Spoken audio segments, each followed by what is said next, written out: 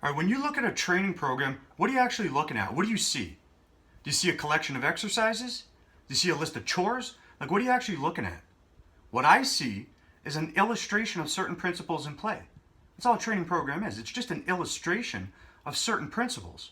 This is why what I try to do with my videos is I try to teach the underlying principles that guide and influence the decisions that are made when designing a program. Because if you understand the underlying principles, you have the free will to choose to include certain things into your strategy however which way you want to.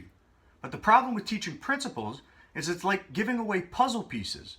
But with a puzzle, you can turn over the box, you can look at the back, you have a reference point and a better idea of where each puzzle piece is supposed to go. With principles, you don't have that. You kind of have to figure it out on your own. So one of the things I want to do here is I've designed a strategy to improve bench press performance that adheres to a lot of the principles that I've talked about lately, so you can see where certain puzzle pieces could go depending on your goal. Now, it's a 7-day strategy because we live in a world in which there's 7 days in a week, so it's most practical for most people. And all that's written on the board here is what you'll do in relation to the bench press. There's more to the program than this. Just what you're going to see here is related to the bench press. Now, the first day of the strategy, the purpose for why you're doing what you do is to increase strength potential. I talked about this principle in the last video that I did. I then did a post on Instagram in which I shared 3 methods that you can include into your strategy to help desensitize built-in protective mechanisms that prevent you from realizing your potential. On this day, in this strategy, day 1, you're going to do overload eccentrics. So the way you do that is very simple. You set up the bench press in a power rack. You set the pins of the power rack as low as possible so you can go through the greatest range of motion possible without getting crushed by the bar. You're going to put 70 to 80% of what you could lift for one onto the bar. So I'll give you an example to help illustrate the point. Let's say you can bench press 300 pounds. 80% of that is 240. Now for the overload eccentric rep, you want to lower more than you can lift. We want 110% of what you can lift on the bar. So if 80% is 240, 110% would be 330.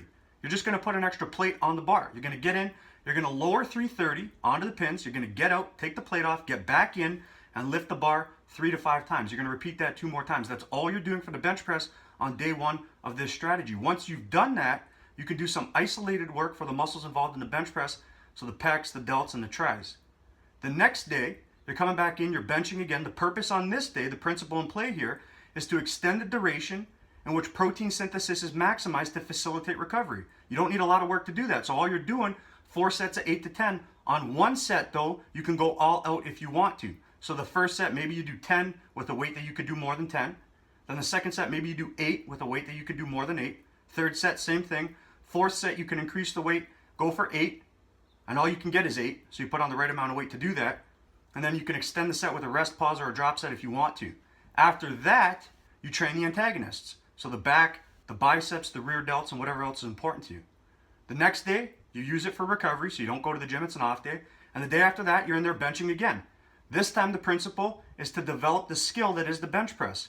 Will Smith says that talent you have naturally, skill is only acquired through hours and hours and hours of beating on your craft. You want to get good at something, you got to practice it. So on this day, you're benching again. You're going to do 12 sets of 3 with roughly 80% of what you can lift for one, and you do your sets every minute on the minute. Now the reason why you see 80% so often is because weights that are or exceed 80% of what you can lift for one achieve maximum recruitment of all available muscle fibers.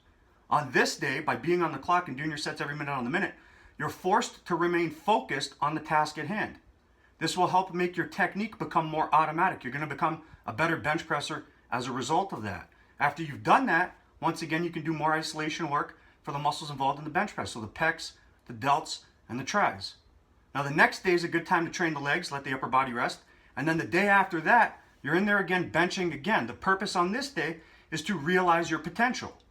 If you want to get good at lifting heavy weights, you have to practice lifting heavy weights. What's a heavy weight? A heavy weight is a weight that represents roughly 90% of what you can lift for one. Generally, most people can lift that amount of weight 3 times. If you did 3 reps though, you might create too much fatigue. You might not be able to repeat your effort. So on this day, you're doing 3 sets of 2 with roughly 90% of what you can lift for one. After you've done that, once again, training the antagonists. So the back, the biceps, and the rear delts, and whatever else is important to you. The next day is a rest day, and you can repeat that strategy as many times as you want to. It's encouraged that you do because you want to become acclimated to the weights that you're using. The more you dominate these weights, the easier the transition will be to the next weights. So you can repeat that as many times as you want until you get desensitized or start to overwork your capacity to recover. Now, some people might look at that and say that's a relatively low volume for the bench press, and there's a reason for that. It's because the frequency and the intensity is high.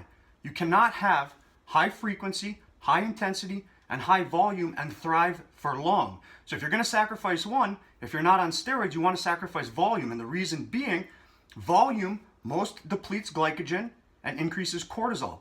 Both are very anti-anabolic and can be very catabolic. So I wanted to put this together real quick to illustrate where these puzzle pieces would go, to give you a better understanding of how you can use them to build your own puzzle. If you like this information, feel free to share it. Social media makes it very easy for us to share information. It's just a touch on the screen. So if you like this or you have other like-minded individuals who would benefit from this, then it is an injustice to not actually share it with them. So it's free. Just fucking share it. If you're stumbling upon this video and seeing me for the first time, click the fucking button at the bottom of the screen you're looking at. Subscribe to the channel. Support me. And you can bet your last dollar I'm going to keep on fucking bringing it.